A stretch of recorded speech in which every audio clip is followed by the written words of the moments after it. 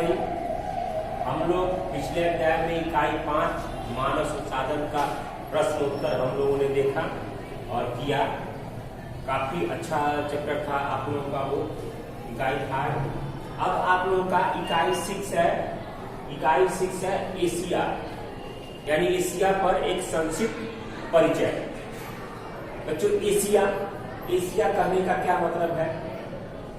हम लोग देखते हैं कि हमारे देश में सबसे पहले छोटे छोटे जिलों का निर्माण हुआ, उसके बाद जिलों को मिलाकर एक राज्य का निर्माण हुआ और एक पूरे राज्य को मिलाकर एक देश का निर्माण हुआ।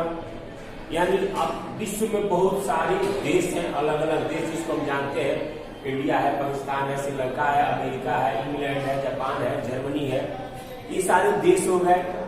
अब इन देशों को भी मिलाकर महादेश के रूप में बांटा गया, यानी विभिन्न अलग अलग भौगोलिक वातावरण के कारण महादेशों का निर्माण हुआ।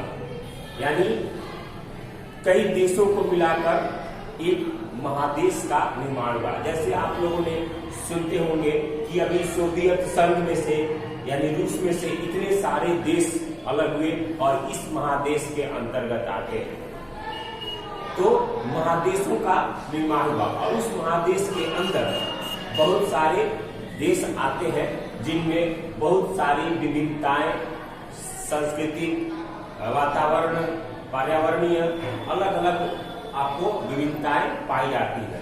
उसको हम महादेश कहते हैं। भारत एशिया महादेश के अंतर्गत आता है। भारत, चीन, जापान, ये आपको जितने भी क्षेत्र हैं ये आपको एशिया महादेश के अंतर्गत आते हैं। और एशिया महादेश विश्व के जितने भी महादेश हैं उनमें सबसे बड़ा एशिया महादेश है। क्यों? क्योंकि पृथ्वी की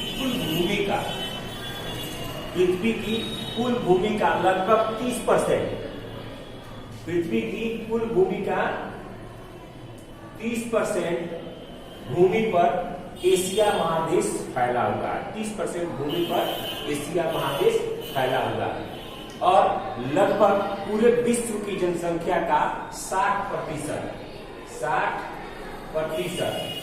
यानी पूरे विश्व की जनसंख्या का लगभग 60% जनसंख्या एशिया महादेश में निवास करती है। यानी ये कहें कि विश्व की लगभग 400 करोड़ यानी 4 अरब जनसंख्या आपको एशिया महादेश में निवास करती है।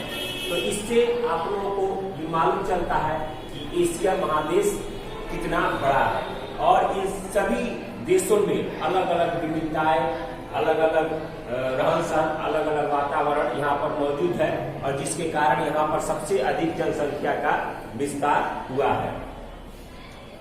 हम इसका एशिया महादेश के चौहद्दी को देखते हैं तो इसके चौहद्दी में हम देखते हैं कि इसके पूरब में प्रशांत महासागर है, यानी इसके चौहद्दी में पूरब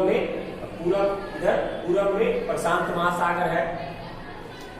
पश्चिम में यूरोप और अफ्रीका महादेश, पश्चिम में यूरोप और अफ्रीका महादेश आते हैं। उसके बाद दक्षिण में हिंद महासागर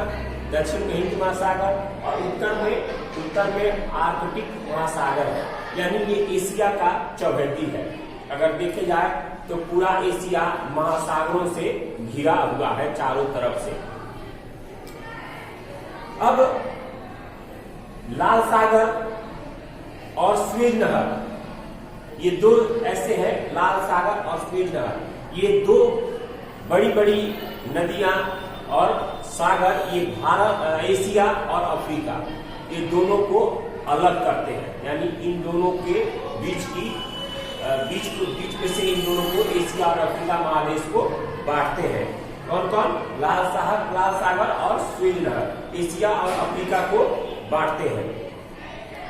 यूरोप में यह प्रधानतः यूराल पर्वतमाला द्वारा अलग होता है।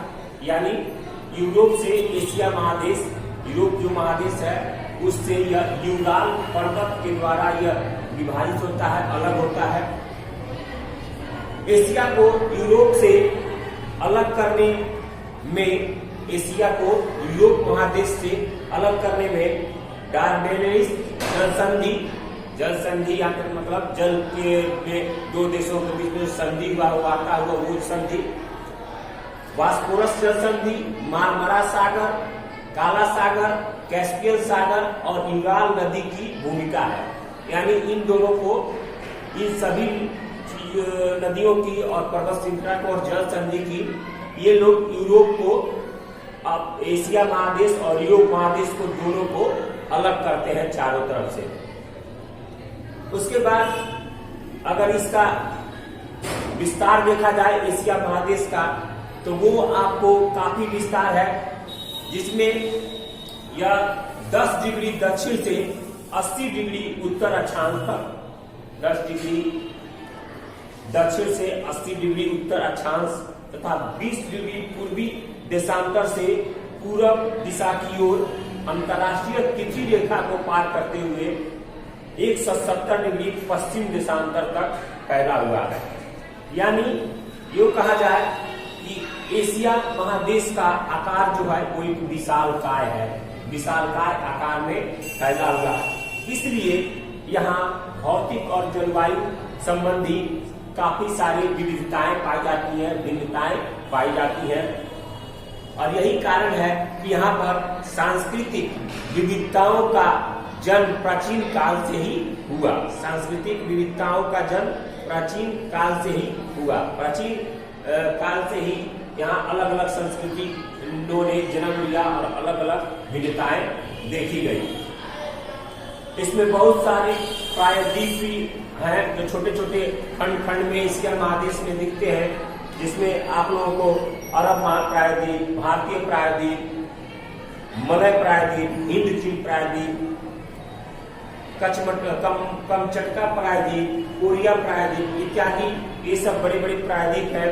Indonesia, Philippines, Japan, Taiwan, Sri Lanka आदि भी द्वीप हैं जो मुख्यतः दक्षिण और पूरब में स्थित है। यानी ये सारे एशिया महादेश के दक्षिण और पूरब में स्थित है। छोटे छोटे खंडों में ये देश बटे हुए हैं और इन सारे को मिलाकर एक एशिया महादेश का निर्माण होता है। आप लोग किताब में मैप दिया है, आप उसमें देख सकते हैं, या आप लोगों के पास मैप हो बड़ा सा तो उसमें आप लोग एशिया महादेश को देख सकते हैं और उससे समझ सकते हैं। आपका एटलस हो उससे भी आप लोग ये समझ सकते हैं, देख सकते हैं। तो आज के वीडियो में इतना ही। आज हमने जाना कि एशिया महादेश का विस्तार क्या है, महादेश क्या कहलाता है, महादेशों का निर्माण कैसे हुआ, किस तरह हम अलग महादेशों से अलग होते हैं, कौन से सागर हमको दूसरे महादेशों से अलग करते हैं। तो आज के वीडियो में इतना ही। अगले वीडियो में इसके बारे में और भी पढ़ेंगे, एशिया महादेश के बारे में।